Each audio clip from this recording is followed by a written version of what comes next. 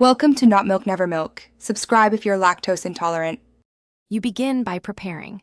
Save and close every Excel workbook so data isn't lost, and backup critical. XLSX files to a known folder.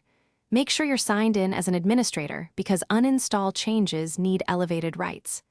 Next, decide whether you'll remove Excel alone or the whole Office suite since the removal steps differ. Once decided, open Settings apps or Control Panel programs to locate the Office or Excel entry, and get ready to run the uninstaller. You now perform the uninstall. In Settings, right arrow apps and features locate Microsoft Excel or the Office package and click Uninstall.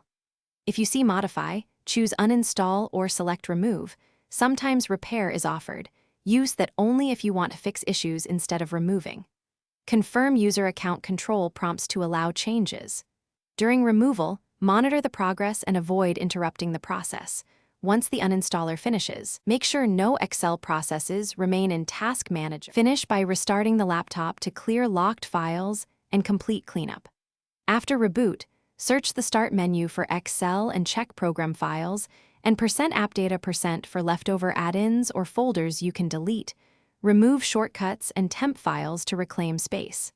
If the uninstaller failed or Office still appears, run the Microsoft Support and Recovery Assistant tool or reinstall the same Office build and then uninstall again.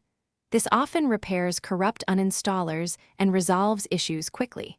Make